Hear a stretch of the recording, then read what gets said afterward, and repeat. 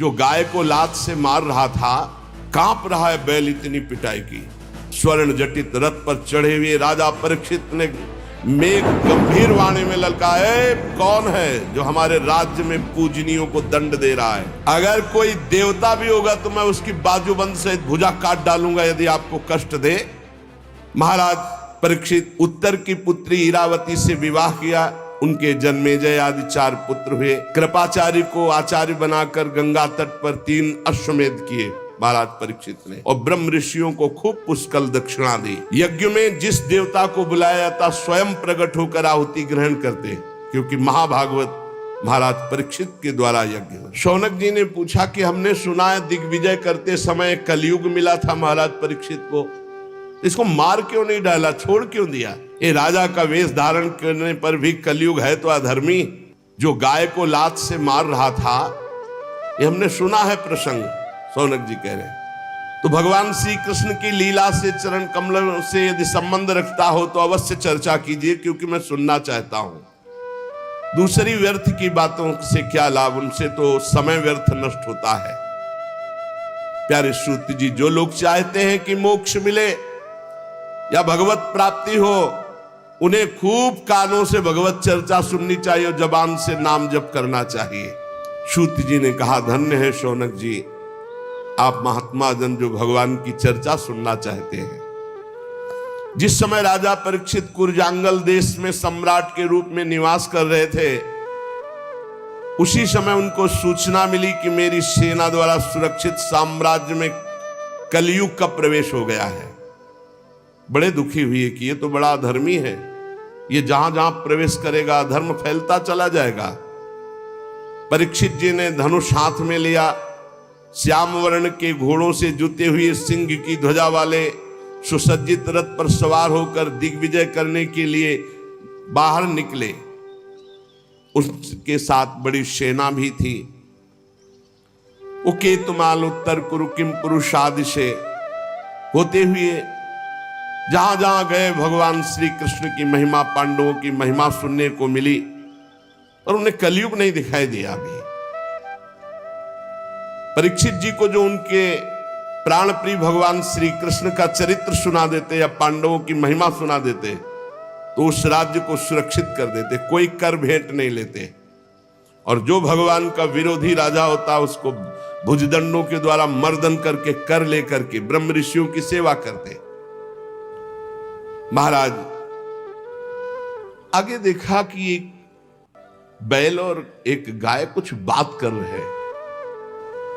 वो साक्षात बैल के रूप में धर्म थे और गाय के रूप में पृथ्वी थी।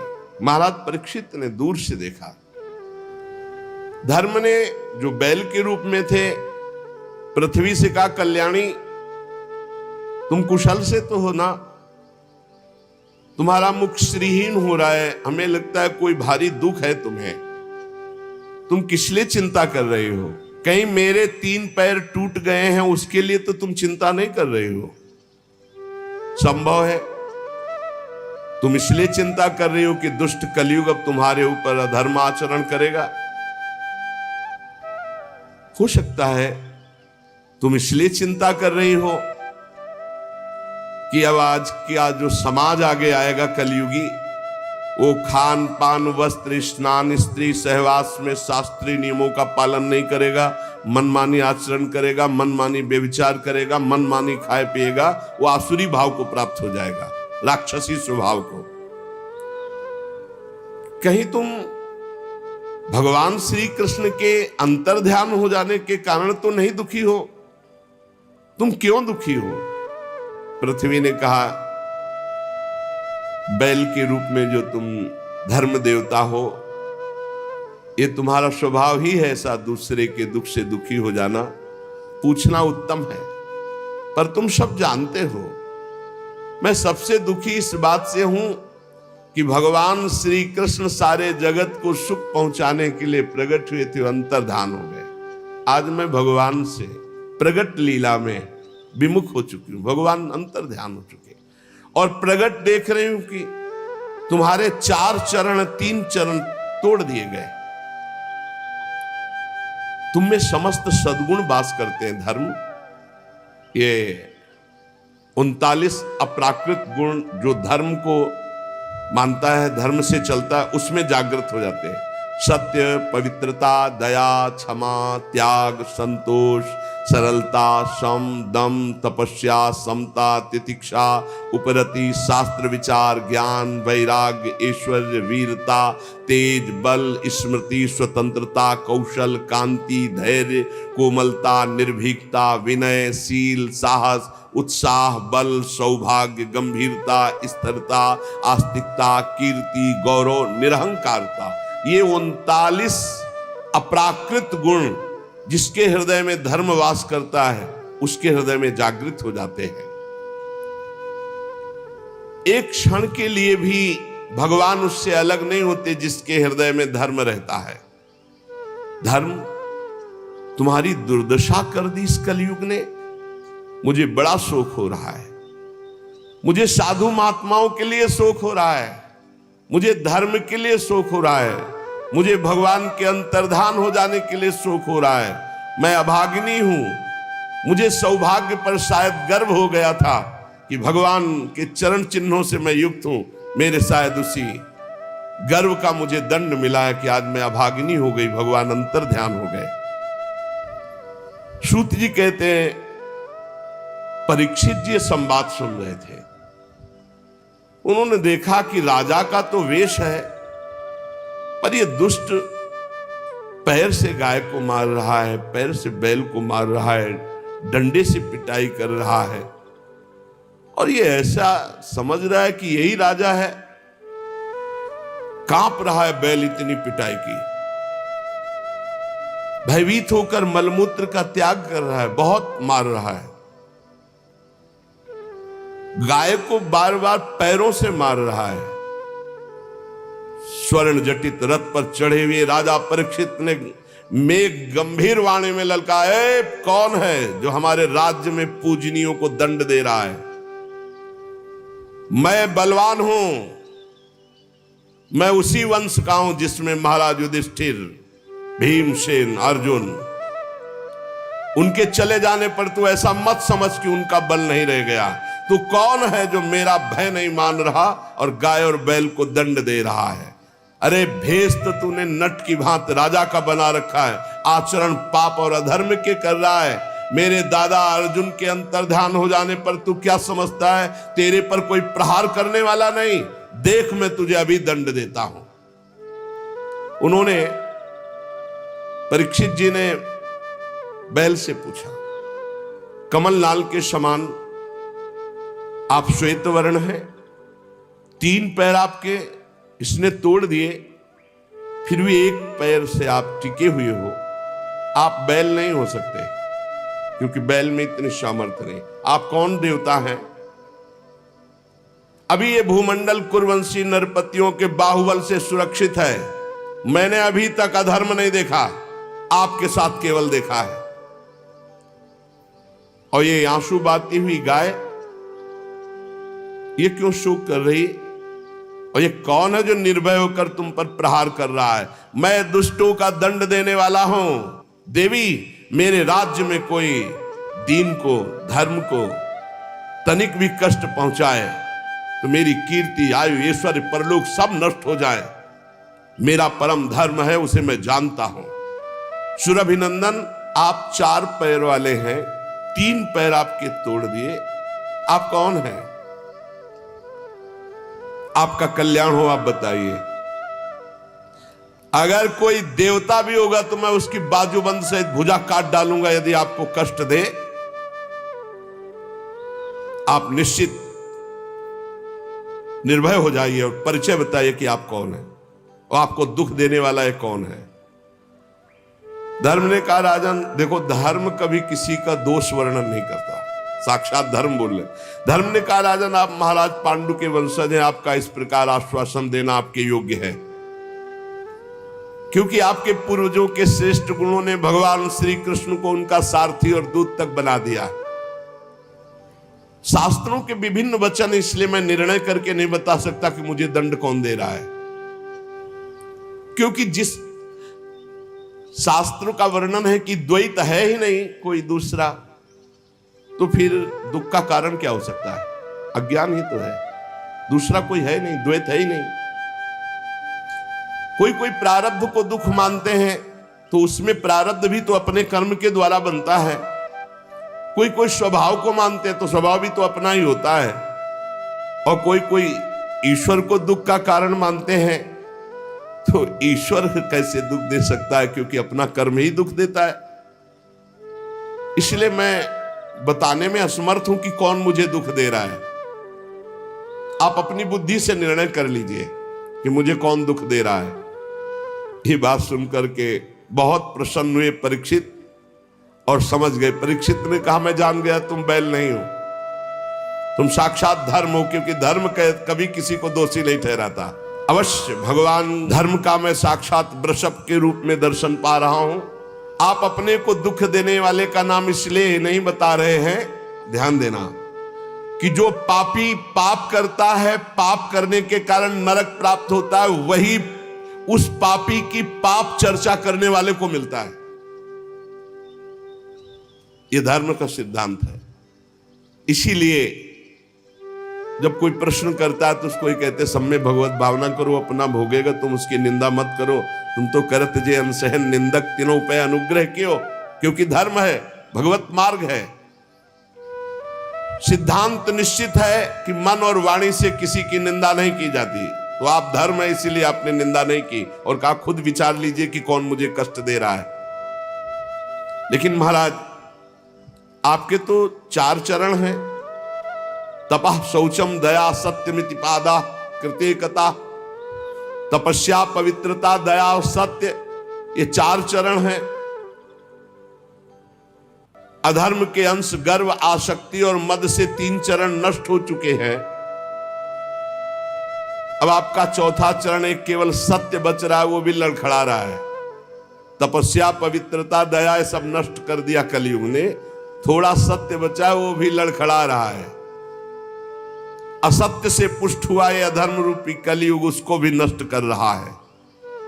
ये गाय के रूप में साक्षात पृथ्वी है। भगवान ने इनका भारी बोझ उठाया था। मैं समझ गया, ये राजा का स्वांग बना करके धर्मद्रोही पापी कलयुग है, मैं इसे अभी मारता हूं। कलयुग ने देखा कि प्रत्यंचा चढ़ा ली और बाण संधान कर लिया, तो तुरंत उसने मुकुट उतारा और दौड़ करके चरणों में गिरे। महाराज मैं आपका शरणागत हूं, मेरी रक्षा करो। महाराज परीक्षित के चरणों में मुकुट रख दिया कलयुग ने। शरणागत का महत्व जानने वाले महाराज परीक्षित ने देखा पैरों में पड़ा हुआ है कलयुग, तो हंसते हुए कहा, जब तो हाथ जोड़ करके महाराज युधिष्ठिर के वंश में उत्पन्न हुए किसी वीर की शरण में आ गया तो तुझे मारूंगा तो नहीं, पर तू अधर्म का आचरण कराने वाला मेरे राज्य में नहीं रह सकता। क्योंकि जहां जिसके शरीर को तू स्पर्श करेगा वो झूठ बोलेगा, लोभी हो जाएगा, चोरी करेगा, दुष्टता करेगा, व्यभिचार करेगा, स्वधर्म त्याग करेगा, दरिद्र हो जाएगा, कपटी हो जाएगा, कलही हो जाएगा, दम्भी हो जाएगा, पाखंडी हो जाएगा, पापी हो जाएगा तेरे स्पर्श करने से कलयुग के। अतः मैं तुझे इस ब्रह्मावर्त क्षेत्र में नहीं रहने दूंगा, क्योंकि यहां सब यज्ञ पुरुष भगवान की आराधना करने वाले हैं। परीक्षित बहुत कान तक खींचे हुए बाण संधान और चरणों में पड़ा कांप रहा था। देखा कि मैं कहां जाऊंगा, जहां जाऊंगा तहां इनका राज्य है, मुझे मारेंगे, तो इनको फंसाऊं पहले। महाराज आप सार्वभौम सम्राट हैं, यत्रा क्वचन वत्स्यामि सार्वभौमम तवाज्ञया लक्ष्ये तति तत्रापि त्वामात्तेषु सरासनम। मैं जहां रहने की सोचता हूं वहां देखता हूं महाराज परीक्षित बाण संधान करिए हुए खड़े हैं। महाराज मुझे कहीं भी जगह नहीं मिल रही, आप मुझे जगह दीजिए जहां मैं रह पाऊं। मैं आपका शरणागत हूं, मारोगे हुए नहीं और पूरे राज्य में रहने दोगे नहीं तो कुछ तो जगह बता दो। मैं जहां देखता हूं आप धनुष बाण संधान किए हुए दिखाई दे रहे हो। बड़े प्रसन्न हुए परीक्षित जी, और वो यही चाहता था किसी तरह इनका क्रोध शांत हो और मैं इनको फंसा पाऊं। परीक्षित जी ने विचार किया कि हमारे राज्य में महापाप कोई नहीं कर रहा। अभ्यर्थी तदा तस्मै स्थानानि कलये ददौ द्यूतम पानम स्त्रिया सूना यत्राधर्मस चतुर्विधा। ये 4 महापाप महाराज के राज्य में कोई नहीं कर रहा था उस समय। मदिरा नहीं पीना, जुआ नहीं खेलना महाराज परीक्षित के राज्य में, और पर स्त्री का सहवास नहीं करना, और किसी की हिंसा करके मांस नहीं खाना। ये 4 बातें। तो सोचा ये प्राय हमारे राज्य में है नहीं, तो इसके रहने के लिए स्थान दे दिया 4। शराब पीने वाले, पराई स्त्री के प्रति काम भाव रखने वाले, जुआ खेलने वाले और हिंसा करके मांस खाने वालों की बुद्धि में कलयुग का वास हो। और जहां कलयुग का वास है, लोभ, झूठ, चोरी, दुष्टता, स्वधर्म त्याग, व्यभिचार, दरिद्रता, कपट, कलह, दम्भ, दूसरे पाप सब बढ़ते चले जाएंगे। मतलब घोर पाप कराता है जिसकी बुद्धि में। तो समझ लीजिए, मदिरापान, मांस भक्षण, परस्त्री गमन, जुआ खेलना, ये 4 स्थान महाराज परीक्षित ने कलयुग को दिए। और उन्होंने कहा महाराज आप तो ये सब कूड़ा करकट दे दिए, और आपके राज्य में ऐसे है नहीं, मुझे डर लगता है। कोई एक तो स्थान महाराज हम पर दया करो, कोई एक स्थान तो थोड़ा। महाराज परीक्षित विचार करने लगे और कहा हमारे राज्य में कोई चोरी भी नहीं कर, तो जो स्वर्ण की चोरी करे उस पर। बोले बस बस बस महाराज, बस पर्याप्त है, पर्याप्त, आगे का काम तो हम करवा लेंगे। बस स्वर्ण की चोरी, धन की चोरी, अर्थात जब जुआ खेला जाता है तो इसमें झूठ की प्रधानता होती है, जब शराब पिया जाता है तो इसमें अहंकार की प्रधानता होती है, जब स्त्री संभोग किया जाता है तो काम की प्रधानता होती है, जब हिंसा की जाती है तो वैर की प्रधानता होती है, और जब धन आदि की बात होती है, अधर्म के द्वारा घूस आदि लेना, ये सब स्वर्ण चोरी के अंतर्गत है। तो रजोगुण की प्रधानता होती है, और रजोगुण छाया हुआ। कलयुग ने सोचा आप किसी की भी बुद्धि नहीं बकाया रखेंगे, सब में हमारा वास हो जाएगा, क्योंकि रजोगुण चोरी, कहीं ना कहीं छल कपट छुपाओ, बस इतने में हमारा प्रवेश हो जाएगा।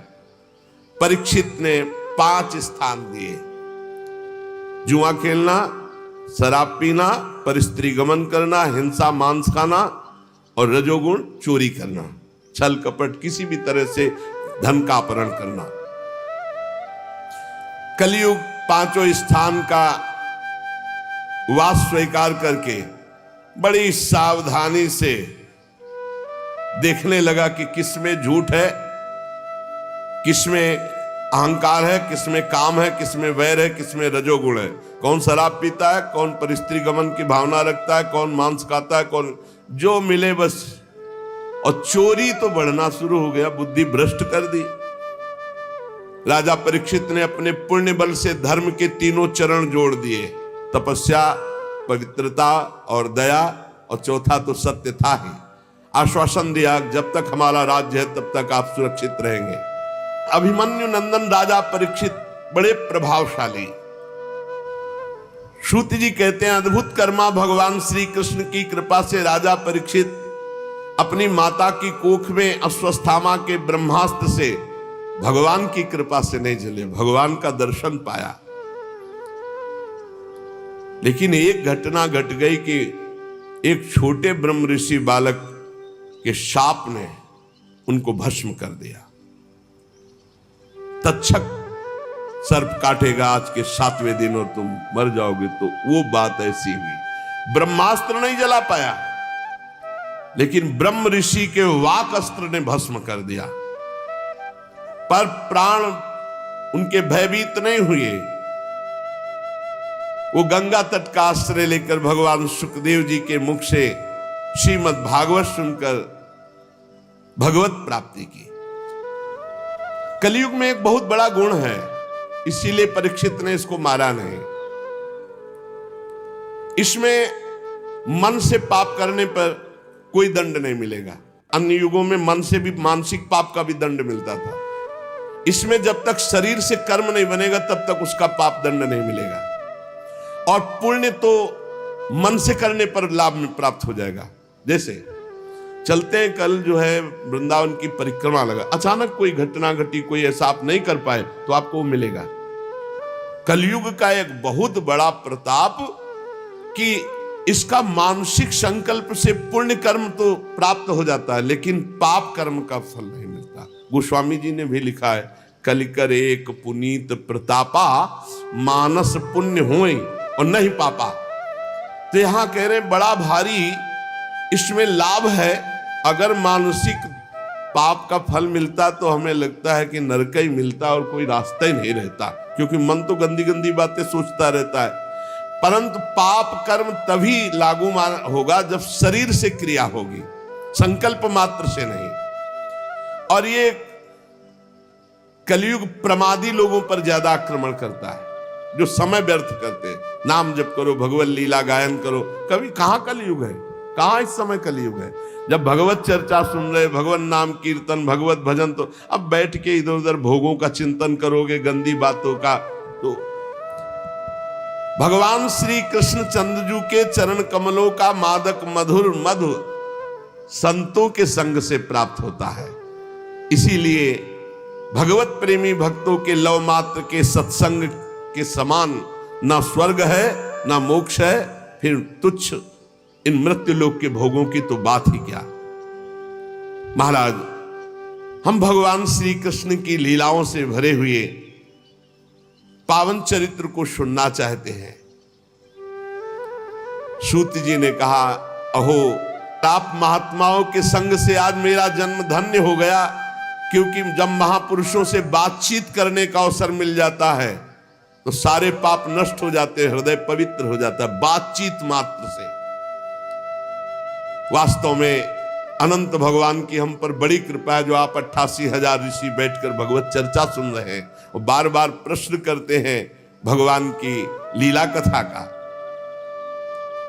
भगवान के गुणों की क्षमता भी जब कोई नहीं कर सकता तो उनसे बढ़कर कोई हो ही कैसे सकता है।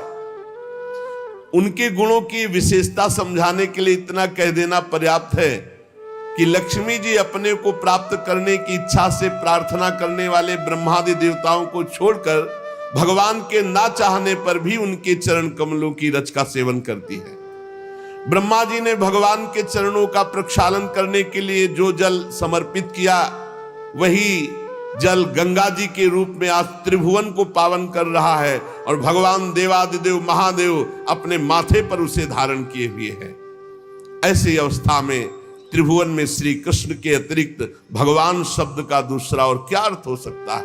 सूत जी कहते हैं, जिनके प्रेम को प्राप्त करके धीर पुरुष बिना किसी हिचक के देह गे आदि की दृढ़ आसक्ति को छोड़ देते हैं, उन परमहंसों के स्वामी, परमहंसों की प्रिय आत्मा भगवान श्री कृष्ण की आराधना के सिवा हम किसकी आराधना करें? ऋषियों, जैसे पक्षी अपनी शक्ति के अनुसार आकाश में उड़ते हैं, वैसे ही विद्वान लोग अपनी अपनी बुद्धि के अनुसार भगवान के लीला चरित्रों का गायन करते, पर पार कोई नहीं पा सकता। एक दिन की बात है कि राजा परीक्षित धनुष लेकर वन में शिकार खेलने के लिए निकले। यह शिकार मांस भक्षण के लिए नहीं होता था, ये उन पशुओं का शिकार होता था जो रोगी पशु होते थे, जिनसे संक्रमण। सैनिक और व्यवस्था चक्रवर्ती सम्राट है, कोई साधारण आदमी थोड़ी है कि धनुष बाण उठाया और शिकार को चल दिए। पूरा वैभव, बड़े बड़े सरोवर, बड़े हुक्म कर देते तो कौन सी बात थी जो वहां पूर्ण ना हो जाती। लेकिन सबको छोड़कर अकेले एक ऋषि के आश्रम में निकल चले, रोक दिया सबको, ऋषि के आश्रम में गए। देखा वहां शांत भाव, शरीर देह भाव से ऊपर उठे हुए समाधि में स्थित महापुरुष, जिनके इंद्रिय प्राण मन बुद्धि सब ब्रह्माकार है, प्राण भी संचलित नहीं हो रहे, शांत ब्रह्म में स्थित ऐसी समाधि, जड़ की तरह, ठूठ की तरह एकदम। बस जागृत स्वप्न सुषुप्ति तीनों अवस्थाओं से ऊपर तुरी पद में स्थित महापुरुष, जटाएं बिखरी हुई है, कृष्ण मृग चर्म नीचे धारण किए।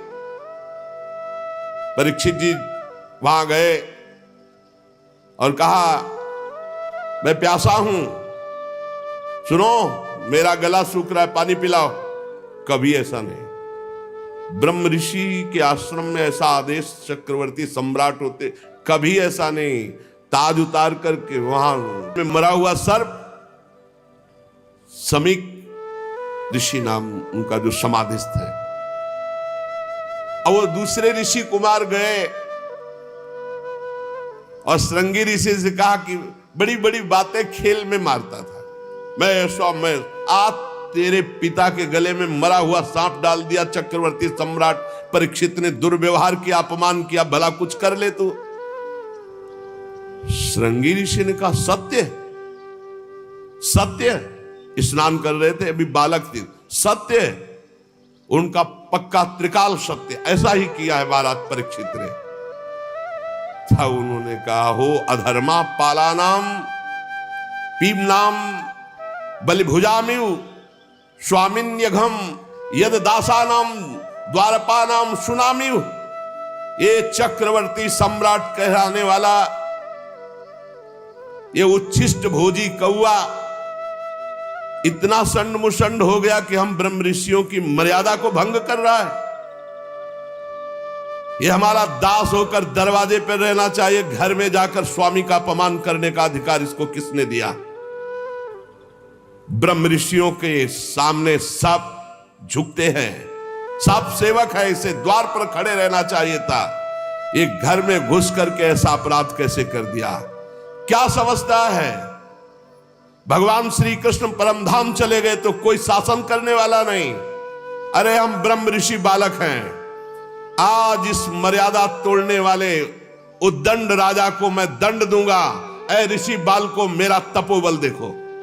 छोटे बालक है श्रृंगी ऋषि। तुरंत आचमन किया, लाल लाल आंखें क्रोध से, और ऋषि कुमार ने कौशिकी नदी का जल लिया और वाणी रूपी वज्र का प्रयोग किया। एक कुलांगार परीक्षित वहां है नहीं। मेरे पिता कभी अपमान के योग्य नहीं। समीक ऋषि जो समाधि अवस्था को प्राप्त है, तूने उनका अपमान किया और समझता है कि तुझे कोई दंड नहीं दे सकता। तो सुन, मैं सत्य तुझे दंड दे रहा हूं वाणी का। आज के 7वें दिन भयानक विषधर सर्प जो तक्षक है वो आएगा और तुझे डसेगा और तेरी मृत्यु होगी, कोई तुझे नहीं बचा पाएगा। इस शाप दिया दंक्षत इस्म कुलांगारम। आज के 7वें दिन तक्षक सर्प तुझे डसेगा, कोई नहीं बचा सकता। इसके बाद शाप देने के बाद भागते हुए आए और देखा पिता के गले में मरा हुआ सर्प हटाया और पिता से लिपट कर रोने लगे। जब बहुत हिलाया डुलाया, रो रहे हैं, धीरे धीरे धीरे धीरे उनकी वृत्ति वाह्य दशा को प्राप्त हुई। आंख खोली और पूछा, बेटा तुम क्यों रो रहे हो? ब्रह्म ऋषि के बालक हो, ऐसे कैसे रुदन कर रहे हो? तो उनका पिताजी वो राजा परीक्षित आए थे, वो तो बड़े कड़वे शब्दों में बोल रहे हैं, और उसने आपका अपमान करते हुए मरा हुआ सर्प आपके गले में डाला, और मैंने उसको आज दंड दे दिया है कि 7 दिन में तक्षक सर्प 7वें दिन आएगा और तुझे डसेगा, तू मर जाएगा। अरे ये क्या किया तूने? इतने बड़े धर्म से युक्त धार्मिक राजा को ऐसा दंड दिया जाता है? नहीं नहीं, तू बालक है, मूर्ख है, तूने बड़ा पाप कर दिया। समीक ऋषि ने कहा। परीक्षित कहीं प्रणाम न नमस्कार, ऊपर से मरा हुआ सर्प, ये मेरी बुद्धि को क्या हो गया? और मैंने दोष दर्शन किया कि ये पाखंड कर रहे, नाटक कर रहे, समाधि, ये कैसे हो गया? हे भगवान, वो बहुत व्यथित है और मन में विचार रहे हैं, बड़ा पश्चाताप है। वो मन में विचार रहे कि भगवान मुझे कोई भयानक दंड मिले, मैंने बहुत बड़ा अपराध किया। पवित्र हृदय है ना, मैंने महात्मा का अपमान कर दिया, इसके फलस्वरूप शीघ्र से शीघ्र भारी कोई घटना घटे और हमारे ऊपर विपत्ति आवे, मैं दुख भोगूं। मैंने एक संत का अपमान कर दिया। मैं ऐसा चाहता हूं, हे ईश्वर, हे परमात्मा, मेरा प्रायश्चित इस पाप का जरूर हो, कोई न कोई अशुभ बात सुनने को मिले, कोई न कोई दंड मिले। जिससे मैं दोबारा कभी ऐसा दुस्साहस न करूं। ऐसा हो कि ब्रह्म ऋषि क्रोध करके मेरे राज्य को, मेरी सेना को, मेरे खजाने को भस्म कर दे या मुझ दुष्ट को ही नष्ट कर दे। परीक्षित जी ऐसा जाकर के सोच रहे हैं। इस प्रकार चिंता कर ही रहे थे कि समीक ऋषि के द्वारा भेजे हुए 2 ऋषि वहां पहुंचे। महाराज आपको सूचना भेजी समीक ऋषि ने। बड़ी शीतलता हुई कि जरूर कोई न कोई दंड विधान हुआ होगा। बोलिए। ऋषि कुमार श्रृंगी ने आपको शाप दे दिया है कि 7वें दिन तक्षक सर पाएगा और आपको डसेगा, आप भस्म हो जाएंगे, आपकी मृत्यु हो जाएगी। आहा, वो मना ही रहे थे, उनका हृदय बड़ा शीतल हुआ और उनका भगवान श्री कृष्ण ने अपनापन निभाया और मुझे दंड दिया। बहुत अच्छा लगा, क्योंकि मेरे द्वारा अपराध हुआ था। मैं मांग रहा था कि मुझे कोई प्रायश्चित करने के लिए अवसर मिले, दंड मिले। अब मुझे 7 दिन भगवान श्री कृष्ण के चरणों में मन लगाकर 7वें दिन शरीर छोड़ना है। महाराज जन्मेजय को राज्याभिषिक्त किया और आज के बाद न जबान में पानी जाएगा, न अन्न जाएगा। संपूर्ण राज्य सुख का त्याग कर गंगा के तट पर बैठ गए। जो गंगा जी भगवान का चरण धोवन है, लोकपालों सहित समस्त लोकों को पावन करती हुई गंगा जी, उन्हीं के समीप जाकर मरणासन व्रत लिया। ना गंगा का किनारा छोड़ेंगे, ना एक बूंद जल पाएंगे, ना एक टुकड़ा अन्न पाएंगे। पूरा राज्य का मोह, परिवार का मोह, शरीर का मोह त्याग दिया। जो ही बड़े बड़े ब्रह्म ऋषियों में चर्चा फैली कि परीक्षित जी को ऐसा शाप, और परीक्षित जी अनशन आमरण व्रत लेकर गंगा तट पर बैठ गए हैं, तो बड़े बड़े ऋषि मुनि वहां आने लगे। देखो ये भगवान की कृपा पात्र पर कैसी कृपा होती है। उस समय सबसे पहले अत्रि जी पधारे, फिर वशिष्ठ जी, च्यवन जी, शरद्वान, अरिष्टनेमी, भृगु, अंगिरा, पराशर, विश्वामित्र, परशुराम, उतथ्य, इंद्र प्रमद, इद्मवा, मेधातिथि, देवल, आरिष्टसेन, भरद्वाज, गौतम, पिप्पलाद, मैत्रेय और कवश, अगस्त, नारद, व्यास, बड़े बड़े ब्रह्म ऋषि, अरुणादि राज ऋषि, ये सब विश्व में जब हाहाकार मच गया कि महाराज परीक्षित को शाप मिला श्रृंगी ऋषि का, 7वें दिन तक्षक सर पाएगा और भस्म कर देगा, तो वो गंगा के किनारे आमरण अनशन व्रत लेकर बैठ गए हैं। परीक्षित जी सबकी पूजा करते हैं, सबके चरणों में सिर रखकर वंदना करते हैं। जब सब बैठ गए, महाराज परीक्षित ने फिर से प्रणाम किया और खड़े होकर शुद्ध हृदय से अंजलि बांधकर कहा, राजा परीक्षित ने कहा, आज मैं अपने मुख से कह सकता हूं कि मैं समस्त राजाओं में धन्य हूं, क्योंकि आप सब महात्मा हमें दर्शन देने के लिए आए। मैं धन्याति धन्य हूं। आप महापुरुषों का प्रेम मैंने किसी को बुलाया नहीं, आप स्वयं आए हैं, इसलिए मैं अपने को धन्य कह रहा हूं। राजवंश के लोगों से तो प्राय निंदित कर्म बच जाते हैं, वो आप महात्माओं की चरण धोवन से दूर पड़ जाते हैं, परंतु मैं भी तो राजा हूं।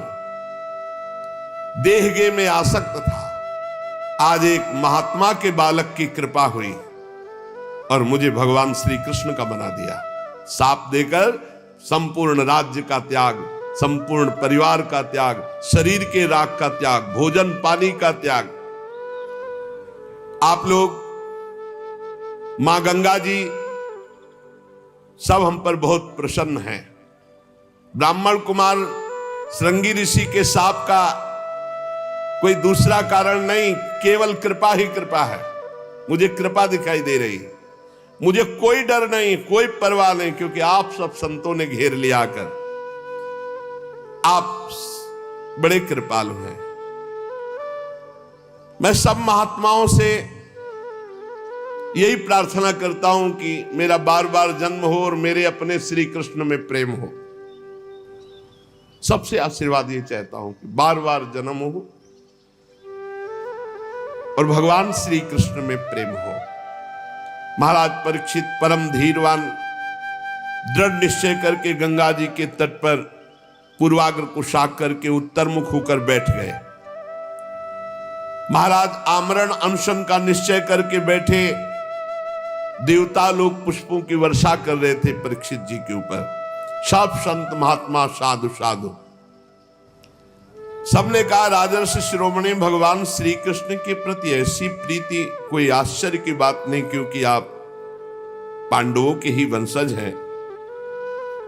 आपने एक क्षण में शरीर संबंधी भोग, शरीर संबंधी राज, शरीर संबंधी रिश्ते नाते सबका त्याग कर दिया। धन्य हैं आप। अब हम भी तब तक यहीं रहेंगे जब तक आपका परम धाम गमन नहीं होगा। ऋषियों ने कहा, जब तक आप भगवत धाम नहीं जाएंगे हम सब ऋषि यहीं बैठे रहेंगे 7 दिन 7 रात।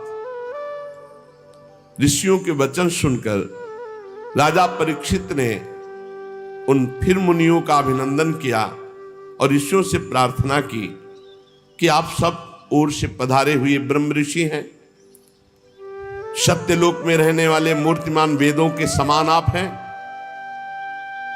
आप लोगों का हम पर बड़ा अनुग्रह है। आपका लोक परलोक में कोई स्वार्थ नहीं है। सबसे हम ये प्रश्न करते हैं कि मरणासन पुरुष को परम कल्याण के लिए क्या करना चाहिए? जो शीघ्र शरीर छोड़ने वाला है, शरीर छूटने वाला है, उसको क्या करना चाहिए? कौन सा अनुष्ठान करना चाहिए? ये प्रश्न अभी पूरा हुआ ही था कि कोलाहल सुनाई दिया। तो कुछ स्त्रियां, कुछ बच्चे घेरे हुए थे, सबकी दृष्टि गई। तो कौन पधार रहा है? भगवान सुखदेव जी। दिगंबर, शरीर में कोई वस्त्र नहीं, 16 वर्ष की अवस्था, कमल नयन, मत वाले भगवान के प्रेम में तत्रा भवत भगवान व्यास पुत्रो यद्रच्छया गामट मानोनपेक्षा अलक्षलिंगु निज लाभ तुष्टु वृत्तश्च बालैरवधूत वेशा। सबने देखा, अरे भगवान श्री सुखदेव जी सब खड़े हो, सब ब्रह्म ऋषि खड़े हो गए। पराशर जी भी है, व्यास जी भी है, वशिष्ठ जी, बाप बाबा पर बाबा सब खड़े हो गए।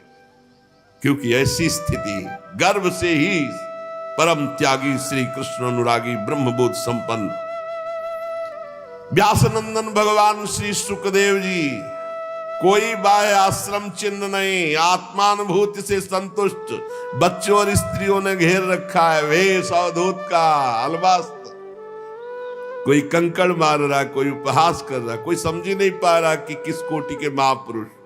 16 वर्ष की अवस्था, चरण, हाथ, जंगा, भुजाएं, कंधे, कपोल सब तेजो में, अत्यंत सुकुमार, बड़े बड़े नेत्र मनोहर, नासिका ऊंची, कान बराबर, सुंदर भौहे और मुख से अद्भुत कांति। गला तो मानो सुंदर शंख हो, हंसली ढकी हुई, छाती चौड़ी उभरी हुई, नाभ भंवर के समान गहरी, उदर बड़ा ही सुंदर त्रिवली युक्त, लंबी लंबी भुजाएं, दिगंबर वेश, मानो साक्षात सूर्य पधार रहे हो। श्याम रंग, चित्त को चुराने वाली यौवन अवस्था, मंद मंद मुस्कुराते हुए, अपने तेज को छिपाए हुए सब ऋषि आसन छोड़ छोड़ करके हाथ जोड़कर खड़े हो गए।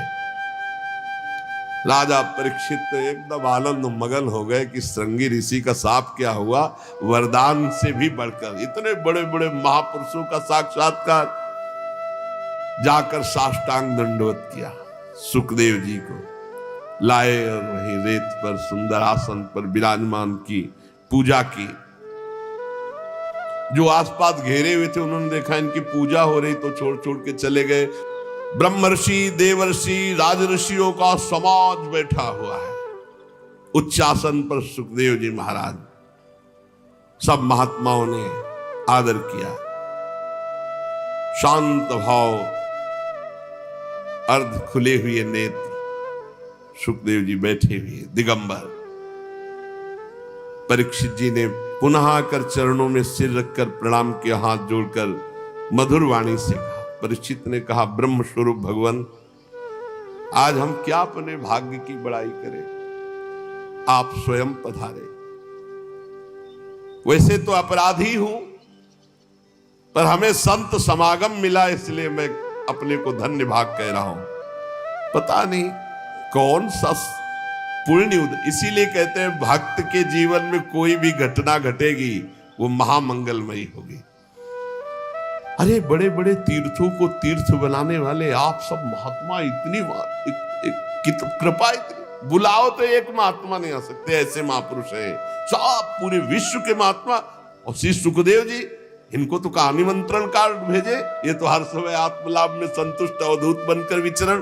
एक से एक परीक्षित जी ने कहा, आज आप सब महात्माओं के दर्शन से मैं परम पवित्र, कोई भय नहीं है। अब दर्शन, स्पर्श, पाद प्रक्षालन, आसन आदि का जो मुझे अवसर दिया गया आप सब महात्माओं के लिए, महायोगिन, आज मैं बहुत खुश हूं, बहुत प्रसन्न हूं।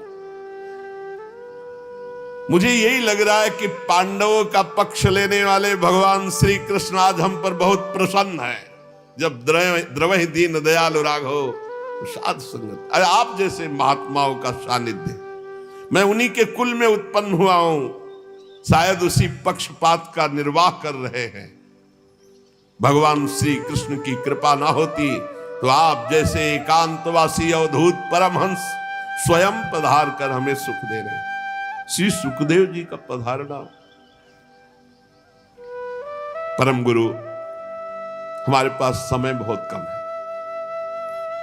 इसलिए हम आपको समस्त साधनों में परम प्रवीण साध्य को प्राप्त हुए जानकर आपसे प्रश्न कर रहा हूं कि मरणासन पुरुष को क्या करना चाहिए। यही प्रश्न था जब उठाया था, तभी श्री सुखदेव जी पधारे।